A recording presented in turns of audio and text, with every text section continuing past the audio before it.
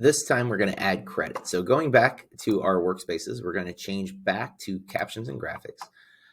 There's a lot of ways you can do credits. Traditionally, we would do rolling credits, but because our groups are usually no more than 6 people, a few classes started doing title card credits, which is very similar to what we just did. But instead, we're going to create a box, same way we did it last time. We got the text tool, we dragged out, and we're going to type a role. So let's start with director, hit return, and then type name of person. Of course, you won't type the words name of person, you will actually type the name of the person. For this, we're going to do the same thing. We're going to select it. We're going to center the text. We're going to align it horizontal, align it vertical. If you need to make it bigger or smaller, you can do so at this time. But let's say I've got that how I want it. Now, I'm going to move my timeline just a little bit. I'm going to click the graphic and hit Control C, or you can right click and copy. Either way, Control C is copy. Move my playhead so that it is on the next black frame. See, I'm using my arrow keys to go back and forth one frame at a time. There I'm on the timeline. There I'm on the title card. Here I'm not. And I'm going to hit Control V, V as in Violet, to paste. And I have the exact same title card, except now I want to change this to, let's say, editor and name of person. You'll see that it changes here. I'm going to repeat this process for each role.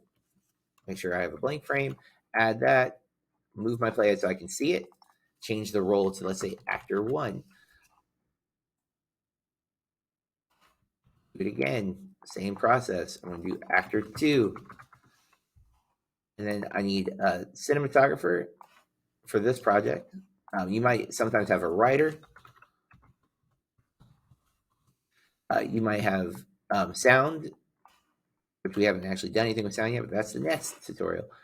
And then you'll want to quickly go back to our editing workspace once you have all of your captions. And we're going to just put some dip to blacks between each credit. So notice how I'm making sure it goes over both.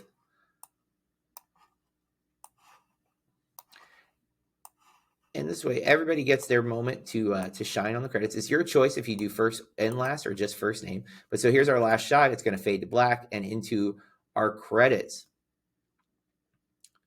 You could leave a few seconds of black between the last clip and this one if you wanted to. And if you think these are too long, you can reduce each one. Instead of 5 seconds, they could be 3 seconds. I don't think less than 3 would be advisable, but 3 seconds might be better. But it's okay. This is credits. We got music playing over this, or we will in a moment. But there we go. We've made our credits.